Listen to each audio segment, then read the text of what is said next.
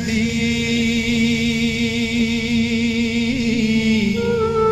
करे तबाही उस नाम अल्लाह दा लदा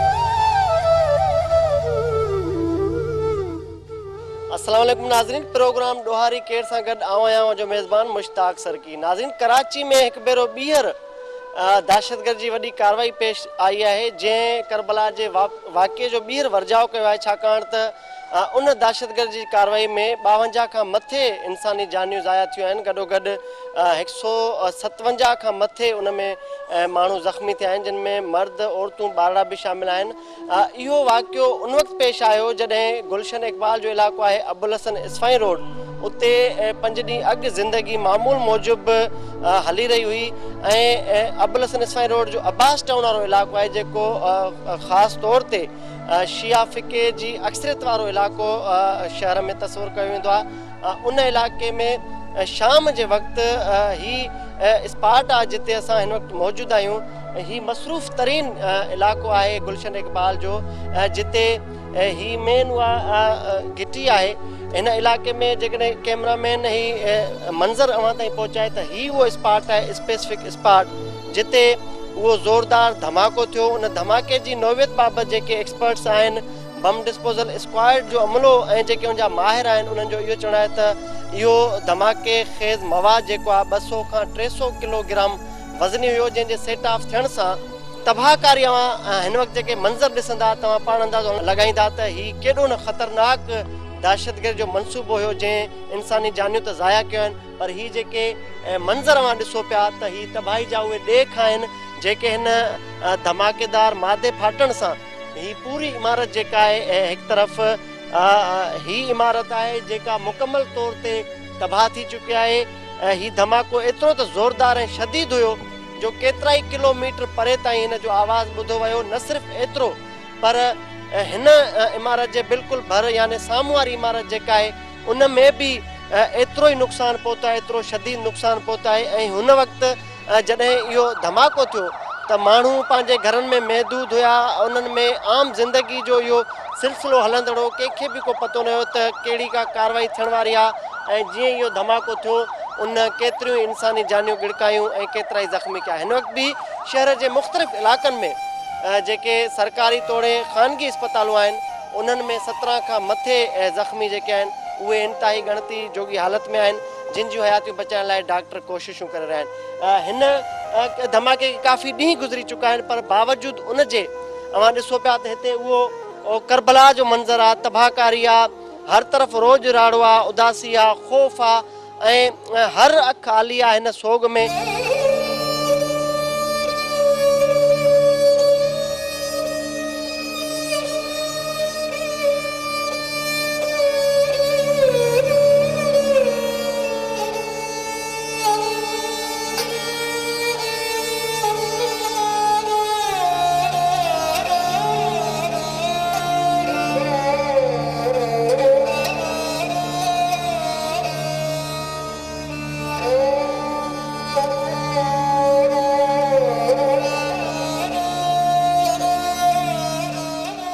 जॾहिं तस्दीक थी डेड बॉडीज़ जी त उन में 20 खां मथे जेके आहिनि सुन्नी हुया ऐं शिया हुया, मिक्स जेके मुख़्तलिफ़ फ़िक़नि जा मञींदड़ आहिनि, उहे उन में हयातियूं विञाए वेठा आहिनि। इन मां साफ़ ज़ाहिर थिए थो त त दहशतगर्द कंहिं हिकिड़े फ़िके जे ख़िलाफ़ु न आहिनि पर इंसानियत जे ख़िलाफ़ु आहिनि ऐं हीअ दहशतगर्द जी कार्रवाई उन जो सबूत आहे त जंहिंमें समूरियूं इंसानी जानियूं ज़ाया थियूं आहिनि ऐं हर ख़ाली आहे उन में बग़ैर कंहिं ॿोली जे फ़र्क़ जे सभु ॿोलियूं ॻाल्हाईंदड़ुनि जो शिकार बणिया आहिनि ऐं हिन दहशतगर्द जी कार्रवाई मुल्क जूं जेके पहाड़ूं आहिनि उहे कमज़ोर कयूं आहिनि ऐं हिन जो ज़िक्र न सिर्फ़ु मेन स्ट्रीम मीडिया जेका क़ौमी आहे उन ते आहे पर आलमी तौर ते बि हिन दहशतगर्द जी कार्रवाई खे वॾी कवरेज ॾिनी वई आहे ऐं दुनिया में हिन वक़्तु दहशतगर्द जी कार्रवाई खे कंडेम कयो आहे दहशतगर्द केर बि हुजे उन जी हर तरफ़ खां मज़म्मत आई आहे उनखे छिती तनक़ीद उन मथां कई वई आहे छाकाणि त दहशतगर्द मुल्क खे कमज़ोर करणु चाहिनि था ऐं इन क़िस्म जूं कार्रवायूं करे इंसानी जानियूं खसे मुल्क खे गैर मुस्तहकम करण जी नाकाम कोशिशि करे रहिया आहिनि हिते असां ॾिसूं पिया त हिकु तरफ़ इमाम बारगाह आहे त ॿिए तरफ़ मस्जिद आहे हिते को बि शिया सुन्नी जो झगड़ो न आहे को बि जहिड़ो न आहे ॿई पाण में ॿाहिरि आहिनि पर टीं जेका सगारी कुवत आहे उहा इन क़िस्म जूं कुदियूं कार्रवायूं करे शायदि ॾिफेड़ पैदा करणु चाहिनि थियूं पर हिन वक़्तु जेको तबाही खां पोइ जो मंज़र आहे ऐं असां भाईचारगी ॾिसूं पिया मज़हबी हंगामे ॾिसूं पिया शिया सुन्ननि विच में या मुख़्तलिफ़ जेके फ़िका आहिनि उन्हनि जे माण्हुनि ऐं फॉलोअर्स जे विच में त उहा हिकिड़ी मिसाली ॿधी आहे हमाहंगी आहे जंहिं दुश्मन खे वधीक कमज़ोर करे छॾियो आहे अचो त हिते ॻाल्हि ॿोल कयूं था हिते जेके माण्हू हिते मौजूदु आहिनि या जेके स्पॉट ते हितां जा मुतासिर आहिनि या जेके हिननि समूरनि मरहलनि मां गुज़रिया आहिनि उन्हनि सां ॻाल्हि ॿोल कयूं था त उन्हनि धमाको कीअं ॿुधो या उहे किथे आहे तव्हां हिते रहंदा हो किथे रहंदा उन ॾींहुं छा थियो उन ॾींहुं असां साईं बीठासीं त असांखे साईं को मंज़र नज़र न आयो असां एतिरो त शदीद थियो अॼु ज़िंदगी में पहिरियों दफ़ो मूंखे हिते 15 साल थी विया आहिनि रहंदे पर हिकु दफ़ो ॿ दफ़ा टे दफ़ा अॻ में बि धमाका थिया आहिनि पर अहिड़ो धमाको जेको थियो आहे ज़िंदगी में पहिरियों मां पाण गोश्त जा टुकड़ा खणी करे गाॾी में रखिया आहिनि मां पाण लाश खणी करे गाॾी में रखिया आहिनि इहो ज़िंदगी में अहिड़ो वाक़ियो साईं मां पहिरियों दफ़ो ॾिठो आहे आप क्या कहेंगे आप भी यहीं थे जी हम भी यहीं थे क्या हुआ ये इतना जोरदार धमाका हुआ है हमने तो नहीं देखा बहुत बड़ा जुल्म हुआ है इतना जुल्म हुआ है ना हमने नहीं देखा कोई भी नहीं बचा बच्चे बूढ़े जवान सब सिंधी सब खत्म हो गए नालिमा है हमारा इमाम बारगाह है मस्जिद है कोई झगड़ा नहीं है हम 8-9 साल से यहाँ रह रहे हैं कोई झगड़ा नहीं है इतना जुल्म हुआ है ना हमने नहीं देखा ये जुल्म अच्छा फिर जो इस वक्त तक हुकूमत कर रही है उससे मुतमिन है आप नहीं हुकूमत क्या करेगी कुछ भी नहीं होगा कोई कुछ नहीं आया कोई नहीं है अच्छा, अब क्या कैफियत है अब ये अपनी मदद आपके तहत कर रहे हैं? हाँ ये अपनी मदद आपके तहत कर रहे हैं कोई अगर मीडिया वाले आए थे बस ये मालूमात करने ये जितने सियासतदान है ये हुक्मरान है नहीं आ रहे कोई कुछ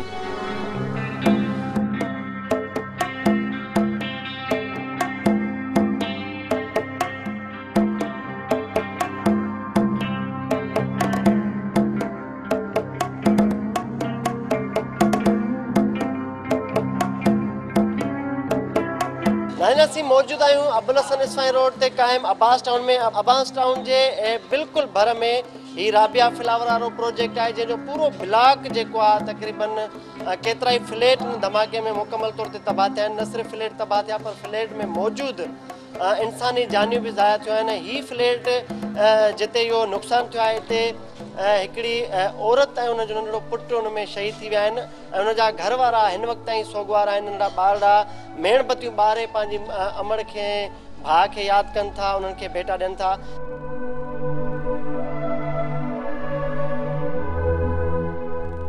बेटा क्या हुआ था उस दिन आप भी थे यहाँ पर या बाहर थे मैं था मेरी बहन थी या मेरा भाई था हम लोग तीनों लाउंज में बैठे हुए थे एकदम से हमारे पास सारी दीवारें गिर गई और कबर्ड गिर गई देखा तो सारा खून निकलने लगा मैं बिल्कुल महसूस नहीं हुआ क्या हुआ है खून निकलने लगा तो पता चला कुछ हुआ है उसका अब्बू आए मैंने अम्मी को आवाज़ें देना शुरू करी भाई को आवाज़ें देना शुरू करी अम्मी की गेट पे सारा मलबा लदा हुआ था कि अंदर नहीं जा सकता था कोई फिर मुझे मेरा ये गार्ड है साथ ये हमें नीचे लेके गया उसके बाद फिर हमने अम्मी को निकाला भाई को निकाला उसके बाद फिर अम्मी वगैरह को हॉस्पिटल लेके गए और छोटा भाई जो था आपका वो तो उसी वक्त शायद शहीद हो गया था उसके पता नहीं क्या हुआ है उसको इसने निकाला था तो हम उसके मुंह में पूरे बस सांस दे रहे थे कि उसकी सांस वापसी आ जाए नीचे तो अम्मी फिर अस्पताल में शहीद हुई जी तो अभी आप ये मोमबत्तियाँ क्यों जला रहे थे याद अम्मी की याद में कितने भाई बहनों बेटा हम लोग 4 थे अब 3 आप बताएं बेटा आप कहाँ थे उस दिन हम लोग साथ बैठे हुए थे बाहर ही क्या हुआ था फिर? वो एकदम से ब्लास्ट हुआ, मैं बिल्कुल भी आवाज़ नहीं आई, मेरे शीशे चुभे, फिर हमने बहुत आवाज़ें दी अम्मी को, अम्मी नहीं आई। फिर अब्बू आए थोड़ी देर बाद, फिर अब्बू अंदर गए, कुछ नहीं दिख रहा था। फिर हम लोग नीचे गए, फिर अब्बू ने अंदर आके देखा, तो फिर वो अब्बू भाई को नीचे लेके आए, और फिर अम्मी खुद चल के आई नीचे, उनको एम्बुलेंस में बिठाया, फिर हॉस्पिटल लेके गए उन्हें। अम्मी अभी याद आ रही है आपको? जी। वकार तव्हांजे दोस्त जा भाइट आहिनि तव्हांजा, छा थियो, छा वाक़ियो थियो? मुंहिंजो दोस्त आहे ज़ीशान, उनजा ॿार आहिनि। हिन साने में, हिन दहशतगर्दी जे हिन वॾे साने में हुनजो मोहबी पुटु हुर मौला खे शहीद थी वियो। हुनजी वाइफ आदि शैनीला बि शहीद थी वई। ऐं जीअं ब्लास्ट थियो त मूंखे ज़ीशान जी फ़ोन आई, ब्लास्ट थी वियो आहे। मां पंहिंजी वाइफ खे वठी पियो वञा आगा खान नंढड़े खे खणी विया आहिनि पटेल में, छो त उनजी हालत सीरियस आहे। पर जेॾीमहिल उते पुॻासीं, इंतिहाई ॾुख जहिड़ो मंज़र हुयो, हर अखि आली हुई। ऐं उते डॉक्टर ॿुधायो त हाणे हुर इन दुनिया में न रहियो आहे ऐं शहीद थी वियो आहे। साईं काइम अली शाह अलाए कहिड़े नशनि में चए पियो त 9/11 जे वाक़े में अमेरिका जी हुकूमत इस्तीफ़ा न ॾिनी। पर मां साईं काइम अली शाह खे अर्ज़ु कंदुसि, साईं फेडरल गवर्नमेंट तव्हांजी इस्तीफ़ा ॾे या न ॾे, हा बुश उन्हनि जो न थियो, पर उनजो मेयर ॿिए ॾींहुं इस्तीफ़ा ॾिनी। ॿार तव्हां साम्हूं सॼो ॾींहुं रहनि था, हिते अचनि था, डेली मेणबती ॿारनि था पिया। केॾीमहिल भेण वटि पंहिंजी मासी वटि रहियल आहिनि, केॾीमहिल पंहिंजे चाचे वटि रहियल आहिनि। भाभी हिते आयो आहे, जीअं कमरे में आयो आहे, मां गाॾी बंदि कयो, एतिरे में बम ब्लास्ट थियो आहे। त भाई हेठि वेठो हुयो, साहब जेको आहे असांजो, उहो हेठि वेठो हुयो। जीअं नंढड़ो खणी आयो मूंखे ॾिनई, त उन महिल वीचारो ख़तमु हुयो। उन में सरियो आर पार थियल हुयो, सरियो आर पार, उहो उन महिल ख़तमु थी वियो। जी बिल्कुलु मां ॿुधुमि, तेज़ बिल्कुलु ज़ोरदार सां, यानी कि मां पोयों ऑफिस ॾिठो अथव न, उते बीठो हुअमि जो आवाज़ शीशा मूंखे लॻा, पेरनि में लॻी विया, सभु ज़ख़्मी थी विया, रोत रहा जाते जाते। पोइ जेको असांजी भाभी हुई सफ़ा ख़तमु थियल हुई, हिते वेठो हुयो, सम्झी न पंहिंजो वेठो हुयो, त उन महिल भाउ जेको आहे भाई असांजो चादर में वेड़े करे खणी आयो आहे।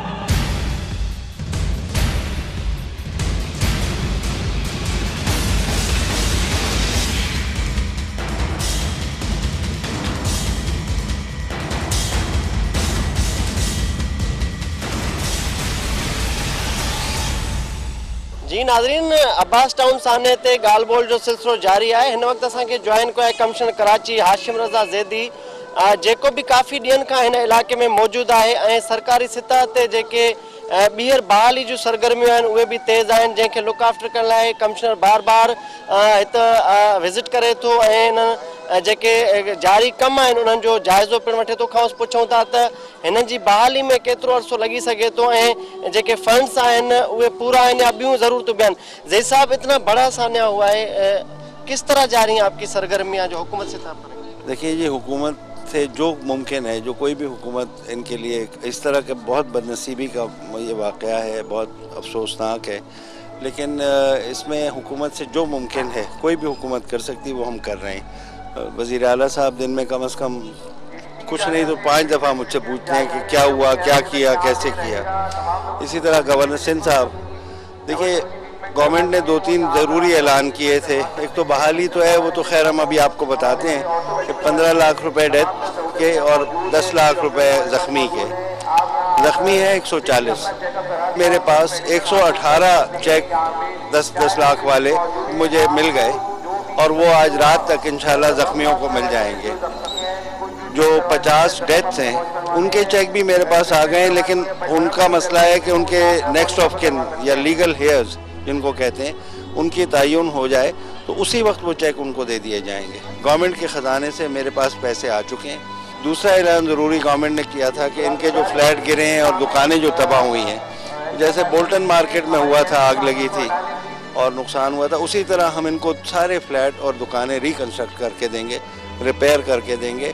और जब तक ये उस वक्त तक नहीं हो जाता ये रिपेयर्स, उस वक्त तक इनको हम अपने हिसाब से, अपने खर्चे पे, अपने बंदोबस्त पे ठहराएंगे, खाना देंगे, इनको रखेंगे। इनको साल पूरा हमने इनके लिए बंदोबस्त रखा है। अच्छा, एस्टिमेटेड रकम कितनी है जख्मियों के लिए जो ये मुआवजे का ऐलान है या जो फौरी तौर पे चीफ मिनिस्टर साहब ने मुझे 25 करोड़ रुपए रिलीज़ किए हैं, जिसमें से अब देख लें कि 140 आदमियों के 14 करोड़ हो गए, और अगर 55 या 60 डेथ हैं तो 15 के हिसाब से देख लें 8-9 करोड़ वो हो गए। तो पैसे तो मुझे फालतू भी दिए हैं गवर्नमेंट ने कि इनमें कमी ना हो जाए।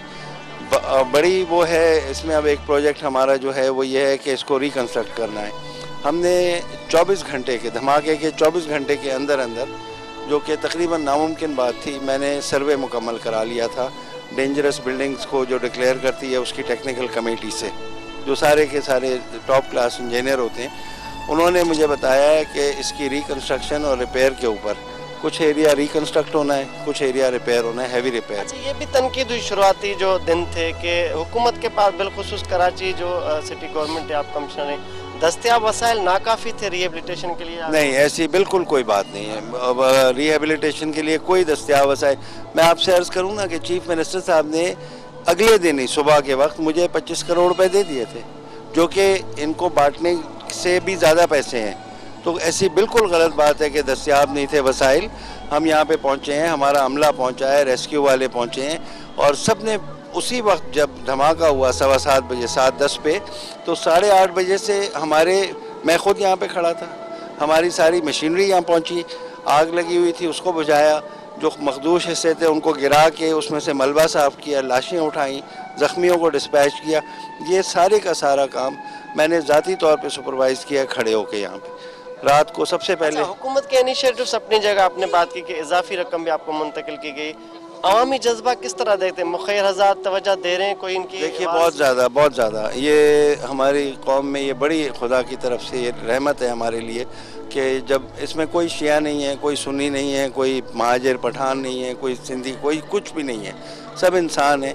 और इंसानियत के तौर पे आप अगर ख़ुद भी देखें तो हर तरफ हर किस्म के लोगों के कैंप लगे हुए हैं, शियों के भी हैं, सुन्नियों के भी हैं, सबके हैं, किसी कोई ऐसा नहीं है कि सब मदद करने के जज्बे से आए। और वो इसमें जो मरे हैं लोग, जो शहीद हो गए, उनमें भी देखिए कि 19-20 से ज़्यादा तो दूसरे सुन्नी अक़ीदे के हैं, कुछ शिया अक़ीदे के हैं, कुछ पठान हैं, कुछ महाजिर हैं, कोई सिंधी हैं। तो इसमें कोई तफरीक नहीं है, ये सब के साथ जाती हुई है, हमारे पाकिस्तान के साथ जाती हुई है। अच्छा, आपकी बुनियादी अपील क्या होगी कि इस वक्त किस चीज़ की ज़रूरत है हंगामी बुनियादों पर यहाँ?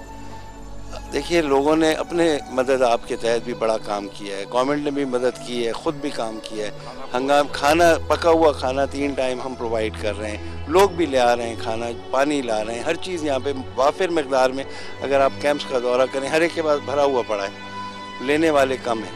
हम खाना भी घरों पे पहुँचा रहे हैं, जहाँ वो लोग ठहरे हुए हैं वहाँ उनको बुला के नहीं देते हैं, हम उनके आइडेंटिफाइड जगहें हैं जहाँ वो ठहरे हैं उधर ही ले जाके खाना देते हैं, उधर ही पानी। जो शहीद हुए या जख्मी, उनके अलावा बाकी जो लवाकिन या जो मुतासिर हैं, उनकी तादाद कितनी? सर देखिए, ये तकरीबन 100 से ज़्यादा फ्लैट हैं, तो 500-600 लोग तो डायरेक्टली इससे असरअंदाज हो गए। 500-600 से ज़्यादा लोग, एक घर में अगर आप 6 बंदे भी लगाएं तो 600 लोग तो स्ट्रेट, अगर 100 फ्लैट ख़त्म हो गए तो इतने लोग तो। लेकिन उसके अलावा उनके रिश्तेदार हैं, उनकी फैमिलीज़ हैं, पूरा एक सराउंडिंग एरिया, पूरे का पूरा इलाका उदास हो गया है, पूरे का पूरा इलाका मुतासर हुआ है। ये उदासी कब तक मुमकिन है इसका खात्मा? आप जिस तरीके से कोशिशें कर रहे हैं तो एस्टिमेटेड कोई टाइम फ्रेम होगा कि ये बहाली की तरफ वापस? 2 स्टेप में बहाली है। एक तो ये कि इनको ज़ख्मियों को और उनको रकम की फराहमी जो वादा किया गया है, जैसे ही अभी लोगों ने यहाँ हमारा कैंप लगा हुआ है, मेरे पीछे आप देख रहे हैं, पहले दिन से हमारा कैंप कायम है, इसीलिए है कि ये जो ज़ख्मी हैं, जो डिस्प्लेस हुए हैं, उनकी आसानी के लिए कुछ शिकायत हो तो करें। अच्छा, सेकंड स्टेप ये है कि इनको जो कंस्ट्रक्शन होनी है वो तकरीबन 6 से 9 महीने का अरसा चाहिए। वो 6 से 9 महीने ये जो लोग यहाँ से डिस्प्लेस हुए हैं उनको किधर रखना है। तो उनके 2-3 तरीक़े हैं। हमारे पास अकोमोडेशन अवेलेबल है। सोराब गोड पे सफूरा गोड पे हमने एक बिल्डिंग डीसी मलिर साहब खड़े हैं, इन्होंने बंदोबस्त किया है। 10 फ्लैट इन्होंने, एक और हमारे दोस्त हैं मुखैर, उन्होंने उन 10 फ्लैटों का 1 साल का किराया भर के दे दिए कि भाई जिसको चाहे रखवा दो। तो अकोमोडेशन अवेलेबल है। हम इंशाअल्लाह ताला इन सब को उस वक्त तक देखते रहेंगे जब तक इनके पूरे फ्लैट बन के इनके हाथ में नहीं चले जाते, दुकानें नहीं बन जाती, उनके हाथ में नहीं चली जाती। नाज़रीन, अवां कमिश्नर कराची हाशिम रज़ा देज़ी साहब जी ॻाल्हि ॿोल ॿुधी, जंहिंजो चवणो त हिते इमदादी सरगर्मियूं तेज़ी सां जारी आहिनि। गॾोगॾु उन ॿ जेके आहिनि अहम ख़बरूं असां सां शेयर कयूं। हिकु त जेके वॾे वज़ीर पारां 25 करोड़ रुपयनि जी जेको इमदाद जी रक़म आहे उहा कमिश्नर हवाले कई वई आहे। इन खां अलावा कमिश्नर चवणो त 118 जेके चेक आहिनि ज़ख़्मियुनि जा, यानी हर ज़ख़्मी खे 10 लख रुपया, ऐं जेको शहीद थी चुको आहे हिन में हर फ़र्द उनखे 15 लख रुपया, उन्हनि जा चेक नेक्स्ट फेज़ में, यानी जेको कानूनी पेचीदगियूं उन्हनि में उनजे हल जे लाइ जेको शहीद थियो आहे उनजो जेको लीगल वारिस हूंदो उनखे उहो चेक उनजे हैंडओवर कयो वेंदो। गॾोगॾु रिहेबिलिटेशन जी ॻाल्हि कजे त हिते जेके फ्लैट हिन वक़्तु डैमेज थिया आहिनि उन्हनि जी कंस्ट्रक्शन ते बि सरकार पारां कमु शुरू कयो आहे, ऐं जेसिताईं उहे 6 खां 9 महीननि में जुड़ी रास थींदा तेसिताईं मुतबादिल जॻहियुनि जो बंदोबस्तु कयो आहे, ऐं जेके बि मुतासिर आहिनि उन्हनि खे उन इलाइक़नि मां तरसां वेंदो। कोशिशि कयूं था हिते ॿियनि मामलनि ते बि ॻाल्हि ॿोल कजे। ॿिया जेके माण्हू हिते इन जा मुतासिर आहिनि या ख़ुदि जेके सरहदी वारा माण्हू हिते मौजूदु आहिनि, कैंप लॻल आहिनि, उन्हनि सां ॻाल्हि ॿोल कजे त हिन साने ते उन्हनि जो कहिड़ो किरदारु आहे।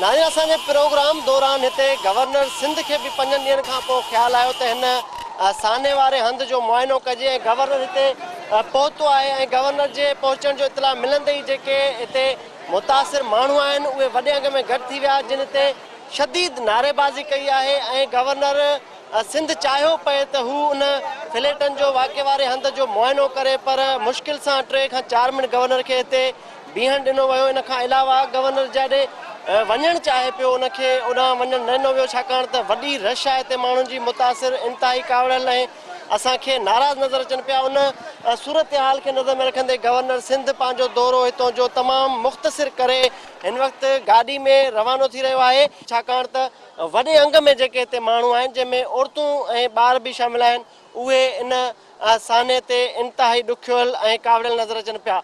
हिन वक़्तु कोशिशि था कयूं जेके आम माण्हू आहिनि, मुतासिर आहिनि, उन्हनि सां ॻाल्हि ॿोल कजे त हिकु तरफ़ त हू शिकायत था कनि त को बि उन्हनि खां जेको आहे पुछणु नथो अचे, ॾुख वंड नथो अचे, पर जेकॾहिं को अचे थो त हू नज़्मो ज़ब्त जो मुज़ाहिरो छो नथा कनि, ऐं हू कंहिं बि सियासी शख़्सियत खे अंदरि वञणु छो नथा ॾियनि जिते वाक़ियो पेश आयो आहे।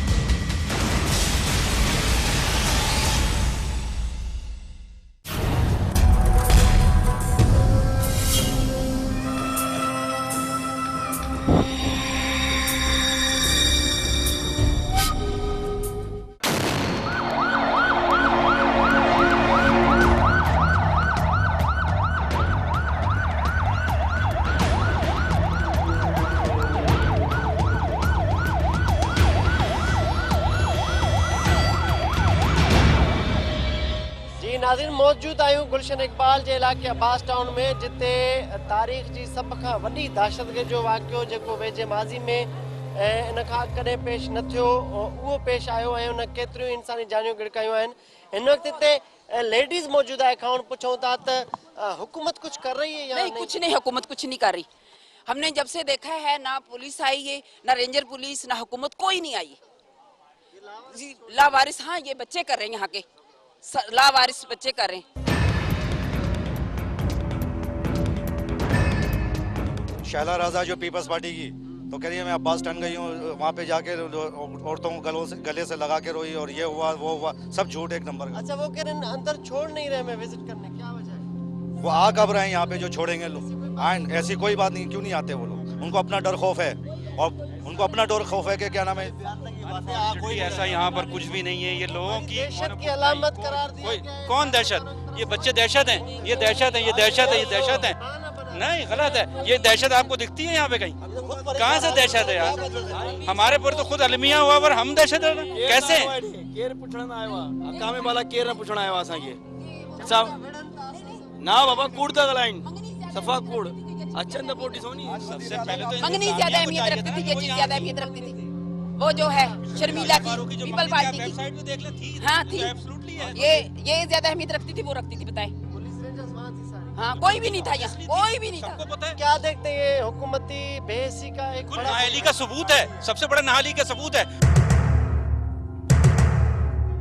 आपको एक बात मैं बताऊं, अगर लियारी में थोड़ा ऑपरेशन होता है तो पूरी जमातें जो है खड़ी हो जाती हैं बोलने के लिए। यहाँ पे इतना बड़ा वाकया हो गया, बस टाउन आया, जिसमें सुन्नी भी और तशी भी जो है जान से गए। मुख्तलिफ ज़बानें, सब ज़बानें बोलने वाले हैं यहाँ पे, मगर हुकूमत ने हमें लावारिस छोड़ा हुआ है। आप क्या कहेंगे? आप क्या कहेंगे? भाई मैं ये कह रही हूँ, दहशत का कौन है ये बताइए? सबके दुश्मन है, और फिर उनको पकड़ा नहीं। यहाँ तंदूर था, पठान लोग रोटियां पका रहे थे, बेचारे 5 के 5 तंदूर के अंदर चले गए। उनका क्या कसूर है? पठानों का तो कोई नाम ही नहीं ले रहा है। हमारे घर हाँ मीडिया भी तो आ रहे हैं, आपको कुछ कहा है? हम लोगों ने कुछ कहा है? हम यही रहते, आपको कुछ कहा है? गवर्नमेंट क्यों नहीं आई? पीपल पार्टी क्यों नहीं आई? ना रेंजर पुलिस, ना दूसरी पुलिस, कोई भी नहीं आया। अल्लाह था और हम लोग थे, कोई भी नहीं। यजीदियत की हुकूमत, हमें ऐसी हुकूमत नहीं चाहिए, हमें नेक हुकूमत चाहिए, नमाजी परहेजगार चाहिए, अमन वाली चाहिए, हमें अमन चाहिए। ॾिसो पिया माण्हुनि जी हे उहे माण्हू आहिनि जिन जा पंहिंजा प्यारा हिननि खां विछड़ी चुका आहिनि। हिन दाशे जे वाक़े में हिननि जो सेंटिमेंट अवां ताईं पहुची रहियो आहे हिन कैमरा जी अॻिसां। त ॾिसो केतिरो न ग़म गुस्सो आहे। उन ॻाल्हि जो गुस्सो न आहे त दहशतगर्द जो वाक़ियो थियो, उहो हिकिड़ो अलॻि मामिलो आहे, पर पोस्ट ब्लास्ट सिचुएशन जेका हुकूमत खे हैंडल करणु घुरिजे आहे, हिननि जी वाहर करणु घुरिजे आहे, हिननि जी मालिकी करणु घुरिजे आहे, उहो हिननि खे ॾुख आहे त हुकूमत जो को बि नुमाइंदो हिते न आहे पहुतो। इवन हिकु दोस्त ते इहा बि ॻाल्हि कई त जेका शेला रज़ा मीडिया ते टॉक शोज़ में दावा करे थी त हुन हिते अची विज़िट कई आहे, उहा बि का ॻाल्हि न आहे। हिते हिन वक़्तु जेको आहे माण्हू असांखे नज़र पिया अचनि त मख़सूस का बि ॿोली ॻाल्हाईंदड़ कहिड़ो बि अक्सरियत न आहे। मजमूई तौर ते जेको असांखे हिकिड़ो गुलदस्तो नज़र अचे पियो, मुख़्तलिफ़ ॿोलियूं ॻाल्हाईंदड़, सिंधी, पश्तून, उर्दू स्पीकिंग, पंजाबी, पठान, मुख़्तलिफ़ जेके ॿोलियूं ॻाल्हाईंदड़ आहिनि हिते गॾियल आहिनि ऐं सभु मुतासिर आहिनि। शहादत बि सभिनी गॾियल नोश कई आहे। ऐं इन खां पोइ जेको आहे हिते फिके जी ॻाल्हि कजे त शिया सुन्नी सभु पाण में प्यार मोहब्बत ऐं मिसाली जेको आहे हमआहंगी जो मुज़ाहिरो करे आहिनि। आप बताएं कि क्या हुआ था उस दिन? मां हिन में ब्लॉक में रहंदोसि, मुंहिंजो नालो मोहम्मद साले लांगा मोरे जो आहियां। मुंहिंजी हिकिड़ी किकी शहीद थी वई, हिकिड़ी आगा खान में ज़ेर इलाज आहे। त 6:30 पौणे 7 जे विच में इहो धमाको थियो, जंहिंमें मां पंहिंजी हिकिड़ी जेका आहे क़ीमती असास विञाए वेठो। 20 सालनि जी, ऐं उहा जेका सरसई यूनिवर्सिटी में कंप्यूटर साइंस जी स्टूडेंट हुई, 3rd सेमेस्टर जी। तव्हां घर में ॿाहिरि आहियो? पुट मां घर में आसीं, ओॾी महिल असां थोरो शॉपिंग करे मोटिया आहियूं। मुंहिंजो पुटु वॾो डॉक्टर, मां इहे असां हुते टीवी लॉन्ज में वेठा आहियूं। हे 2 नंढड़ियूं बेडरूम में हुयूं, जेको नंढो ॿियो वरी वॾी घरवारी जेका आहे सा वॾे बेडरूम में।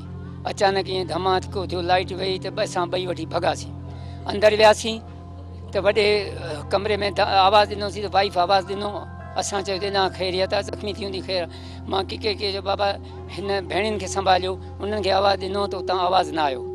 नेठि मजबूर थी पोइ अंदरि ऊंदहि में असां जेको आहे ईअं हथ पेर हणी, मां ॾिठो हिकिड़ी मुंहिंजी न्याणी नंढी जेका आहे सा खून में लथपथ आहे। पोइ त होश ई कोन हुआ, वठी भॻासीं पहिरें पंध अस्पताल। हुते खणी वियासीं पटेल में 10-15 मिंटनि खां पोइ नंढो किको मुंहिंजो ॿी भेण खे खणी आयो। चई त पोइ हीअ त अलाह खे प्यारी थी वई आहे, हाणे तव्हां हिन खे संभालियो। त मां पंहिंजी हिन भेण खे खणी थो वञा, आगा खान शायदि बची वई।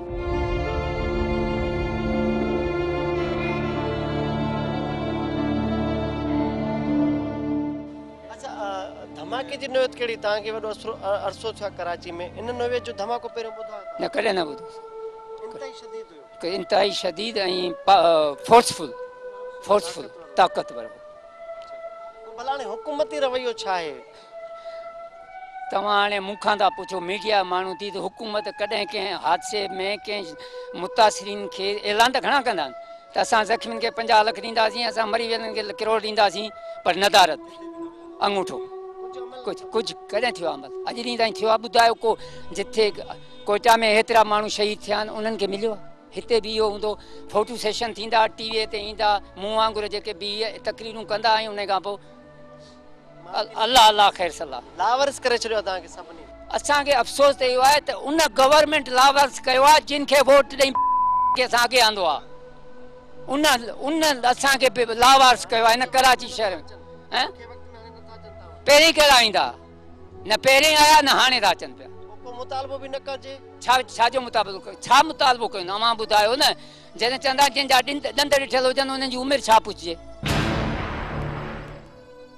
अच्छा, सुप्रीम कोर्ट नोटिस वरितो आहे, IG हटियो, DIG हटियो, SP हटियो, उनमें मुतमिन आहे? बाबा सुप्रीम कोर्ट चङो कमु कयो आहे, लेकिन लेट कयो आहे। इन्हनि खे उन वक़्तु हिते 6 महीना 3-4 महीना अॻु में बि धमाको थियो जंहिंमें शहीद थिया। उन वक़्तु अगरि सुप्रीम कोर्ट जाॻे आहे, सुप्रीम कोर्ट हाणे बि चई थिए त असां उन वक़्तु हुकूमत खे ख़तमु कयूं आहे, त चङो भई हाणे बि तव्हां ऐलान त कयो था IG खे ख़तमु करण सां धमाका बंदि थी वेंदा। IG खे हटाइण सां, DIG हटाइण, SSP जा धमाका ख़तमु थी वेंदा। तव्हांजी सलाह चाहे कीअं रोकजे? मां हाणे ॾिसो न, मां हिकिड़ो सादो माण्हू, लेमैन, हिकिड़ो मक़सदु अवामी, मूंखे कहिड़ी ख़बर? इहे त जेके वॾा दिमाग़ वेठा आहिनि उन्हनि खे सोचणु, पॉलिसी मेकर आहिनि उन्हनि खे सोचणु खपे। हिते जेको आहे सो असांजे सचल पुलिस वेठी हूंदी आहे, हुन सॼो ॾींहुं कमु हूंदो आहे, सॼो ॾींहुं कमु हूंदो आहे भतो वठणु। ॿुधी, nobody bothers to check the person। अच्छा, हे दहशत जो जेको वाक़ियो थियो उनमें त सभु ॿोलियूं ॻाल्हाईंदड़ मुख़्तलिफ़ फ़िक़नि जा मञींदड़नि में शहीद थिया, माना दहशतगर्द जो जेको मनसूबो आहे सभिनी खे हुनजो दीनी माना आहे, हुनजो दहशतगर्द जो मतिलबु आहे अफ़रा तफ़री पैदा करणु, ऐं हुन में हू कामयाबु वञनि था हुकूमत जी नाहलीअ जे करे।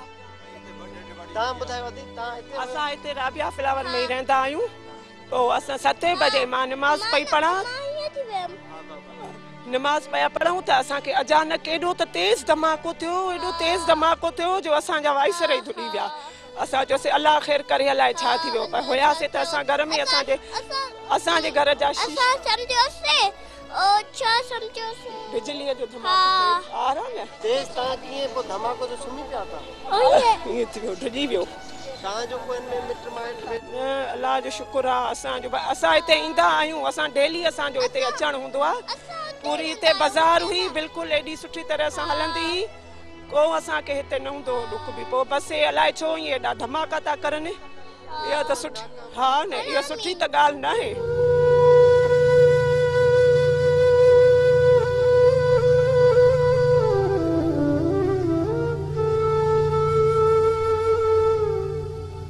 मामूजाद भाई भी शहीद हुआ है और उसका बड़ा भाई जख्मी हुआ है, काशिफ अब्बास आब्दी के नाम से। और दूसरा ये है क्या नाम है, चिप्स की, हाँ, खैरपुर मीरा से ताल्लुक़ था, मेरा भी खैरपुर मीरा से ताल्लुक़ है। और 2 डेड बॉडियाँ जो लंबा अब्बास के नाम से, बूरे के नाम से 2 बॉडियाँ उनकी वहाँ गई हैं खैरपुर। मगर वहाँ डेड बॉडी जाने पे भी जो है ये लोग जो है कोई हुकूमती कारिंदेवानी पर, जो कायम अली शाह वज़ीर आला का जो अपना भाई गाँव, परवेज़ अली शाह का अपना, कोई भी हुकूमती, नफीसा शाह का अपना, कि वो भी जो है वहाँ पे जो है उनके जो है जनाजे में नहीं पहुँचे। जब वो वहाँ नहीं पहुँचे तो यहाँ कौन पहुँचेगा? आप ये खुद बताएं। लाइन ॾिसो पिया हितां जे माण्हुनि जा ख़्याल जेके कावड़, गुस्सो, ग़म ज़ाहिर आहे जिन जा प्यारा उन्हनि खां विछड़ी वञनि था, उन्हनि जी कैफ़ियत इहा ई हूंदी आहे जेका अवां साम्हूं आहे हिन वक़्तु। ऐं अक्सर जेका हिते शिकायत आहे पब्लिक जी उहा इहा आहे त जेका पोस्ट ब्लास्ट सिचुएशन आहे, यानी बम धमाको त थी वियो, उन खां पोइ जेका हैंडलिंग थियणु घुरिजे आहे हुकूमती सतह ते, उहा न आहे सघी। साईं, तव्हां हिते रहंदा आहियो या घुमण आहियो? असां बि रहंदा पिया आहियूं, घुमण पिया आहियूं हिते। असां मुंहिंजा पुट फ्रूट बि हलायूं, निमाज़ ते बि अज़ान अची वई त तयारी कई छोकिरे जी, हाणे पैसा वठि त मां वञा, बसि ईअं चीज़ भला बि तरस त धमाको थी वियो। छोकिरा वेठा छॾे फ्रूट छॾे वठी भॻा, हेॾे भॻा, मथो असां टेलीफोन कयूं, मां ॿिए पासे थोरो रहंदो हुउसि। ऐं असां हिते रहंदा आहियूं, असां मेरम सफ़र में हिते रहंदा आहियूं। असां त शिया जा माण्हू आहियूं, हिते रहंदा आहियूं। नौशाद ज़िले जा आहियूं असली, पर 10 साल असां हिते रहंदा आहियूं। असांजे साईं गुड्डू वारा, साईं जमाल शहीदी सभु सुञाणंदा हिते सभु। बसि सभु भई सुनी शिया सभिनि खे बढ़ियो आहे न, हिकिड़ो थोरी नफ़रत न आहे। असांजो हिकिड़ी मुस्लमानी, असांजा पाण ई भाइर आहिनि सभु। ही मुस्लमानीअ खे इंसान ते ख़तमु करणु चाहिनि था। हा, मुस्लमानी इंसानियत खे ख़तमु करणु चाहिनि था। पहिरियों धमाको थियो हिते खणनि हा न, उन महिल मुंहिंजो पुटु खीर वठी त अॻिते निकितो आहे ऐं 5 मिंट में धमाको थी वियो। त जेके पंजाब जा वीचारा दऊं पिया, मां पुछानि पियो जी असांखे कुझु न मिलियो आहे, कंहिंजो कुझु न मिलियो, बसि उहो इंसाफ़ ई न आहे। हा हा बसि हाणे बि ऐलान हूंदा, बसि ऐलान ई हाणे ॿियो छा आहे। हाणे हिन महिल ताईं जो का बि हुकूमत न आई आहे।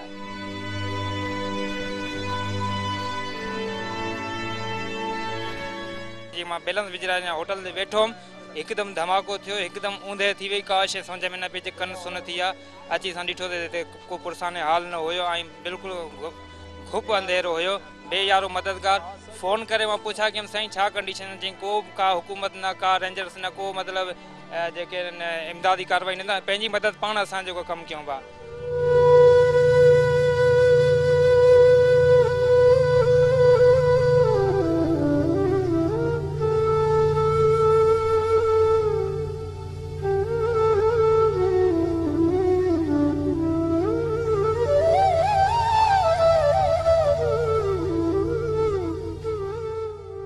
कराची में दहशतगर्दी जो ही को पहिरियों वाक़ियो न आहे, पर उन खां अॻु बि शहर जे मुख़्तलिफ़ इलाइक़नि में इन क़िस्म जी दहशतगर्दी जा वाक़िया पेश अची चुका आहिनि, पर उन्हनि मां को बि मुलविस जवाबदार हिन वक़्त ताईं हुकूमत गिरफ़्तार नाहे करे सघी। कानून लागू कंदड़ इदारा हुजनि, CID हुजे, पुलिस हुजे, रेंजर्स हुजे, अमली तौर ते असांखे उन्हनि जो किरदारु किथे बि नज़र नथो अचे। हिन इलाइक़े बाबति इलाइक़े वासियुनि जो इहो बि चवणो हो त धमाके वक़्तु पुलिस ऐं रेंजर्स हस्बे मामूल रिवायत मूजिबि हिते डिप्लाइड हुई, पर उन्हनि खे इहो बि पतो न पियो त धमाकेदार मवाद हिन इलाइक़े में कीअं पहुतो ऐं उन खां पोइ जेका सूरत हाल आहे उहा हिन ताईं ॾुखोईंदड़ आहे। त छाकाणि त 52 माण्हू जेके हिन में शहीद थिया आहिनि, बेगुनाह इंसानी जानियूं, मुख़्तलिफ़ फ़िक़नि जा मञींदड़ ऐं मुख़्तलिफ़ ॿोलियूं ॻाल्हाईंदड़ माण्हू उन जो खाज बणिया आहिनि दहशतगर्दी जो। गॾोगॾु 157 खां मथे ज़ख़्मी हिन वक़्तु शहर जे मुख़्तलिफ़ इलाइक़नि में इलाज हेठि आहिनि, जिन मां बि 17 ॼणनि जी हालत इंतिहाई गणती जोगी ॿुधाई पई वञे। हिन प्रोग्राम में कोशिशि इहा आहे त हुकूमती मौक़िफ़ वठूं हा ऐं हुकूमत सां हिन मामले ते ॻाल्हि ॿोल कजे हा, पर कोशिशुनि जे बावजूदि हिते को बि न पहुतो। गवर्नर सिंध हिन इलाइक़े में पहुतो ज़रूरु, पर उन तमामु मुख़्तसिर मीडिया सां ॻाल्हि कई ऐं उनखे बि हिन इलाइक़े जो तफ़सीली दौरो करणु न ॾिनो वियो, छाकाणि त माण्हुनि में इंतिहाई कावड़ आहे, गुस्सो आहे। उहो इन करे जो इनखे काफ़ी ॾींहं थी चुका आहिनि, हुकूमती लेवल ते को बि माण्हू हिन इलाइक़े में न आहे पहुतो। माण्हुनि जी दां कूक आहे त दहशतगर्द त पंहिंजो कमु करे विया, पर हुकूमत जेको ज़िमो हुकूमत जो हूंदो आहे आवाम खे तहफ़ुज़ फराहम करणु या उनजी मालिकी करणु, हुकूमत उन में संजीदा नज़र न आई ऐं हुकूमत खे जेको करणु घुरिजे आहे बकोर हितां जे मुतासिरनि जे, हुकूमत नाहे कयो। दहशतगर्दनि जी जेका मनसूबाबंदी आहे, जेको टारगेट आहे, उहो इहो ई आहे त इन क़िस्म जूं कार्रवायूं करे हिकिड़ी अनारकी पखेड़िजे सॼे मुल्क में ऐं मुल्क जूं पाड़ूं तॾहिं ई कमज़ोर थींदियूं जॾहिं अवाम हुकूमत ते जेको वेसा आहे उहो खजंदो वेंदो ऐं इन खां अलावा अवाम में बेचैनी ॻणती वधंदी वेंदी ऐं जॾहिं अवाम रोडनि ते निकिरंदी त ज़ाहिर आहे हिकिड़ो रिएक्शन आहे, रद अमल आहे कावड़ जो, गुस्से जो, उन जा मुख़्तलिफ़ तरीक़ा थियनि था ऐं दहशतगर्द पंहिंजे मनसूबनि में कामयाबु थींदा पिया आहिनि, धमाका कनि था, माण्हू मारनि था, शहीद कनि था, इंसानी जानियूं खसनि था, पर उहे जेके हुकुमरान आहिनि या ख़ुदि जेके असांजा मुहाफ़िज़ आहिनि उन्हनि खे जेको किरदारु अदा करणु घुरिजे उहे असांखे किथे बि अमली तौर ते नज़र नथो अचे त हुकूमत कहिड़ो रोल प्ले कयो। हिन वक़्तु हिन इलाइक़े में माण्हू शहर जे मुख़्तलिफ़ इलाइक़नि खां हिन इलाइक़े वासियुनि सां हमदर्दी तौर सहायता तौर हिते अचनि था, मुख़्तलिफ़ जेके आम ज़रूरत जूं शयूं आहिनि उहे हिते पहुचाइनि था। इन खां अलावा केतिरा ई जेके बेघर माण्हू आहिनि उन्हनि खे वरी ॿिया पंहिंजा माइट जेके आहिनि हिते वठणु अचनि था या वठी वञी चुका आहिनि त उन्हनि खे रिप्लेस कजे जेसि ताईं उन्हनि जा इहे घर ठही वञनि। हिन खां अलावा हिन वक़्तु ॾुख वंडण जो सिलसिलो आम तौर ते जेको पाण माण्हुनि जो पाण में लाॻापो आहे, भले उहे कहिड़ी बि ॿोली ॻाल्हाईंदा हुजनि, पर जेको हमदर्दी प्यार वारो जज़्बो आहे उहो असांखे हिते तमामु घणो नज़र आयो ऐं न सिर्फ़ु कराची पर सिंध जे मुख़्तलिफ़ ज़िलनि खां माण्हू हिते पहुतल आहिनि जेके हिन साने ते अफ़सोस कंदे ॾुख कंदे नज़र अचनि था ऐं जेके मुतासिर आहिनि उन्हनि सां हमदर्दी जो भरपूर मुज़ाहिरो कयो पियो।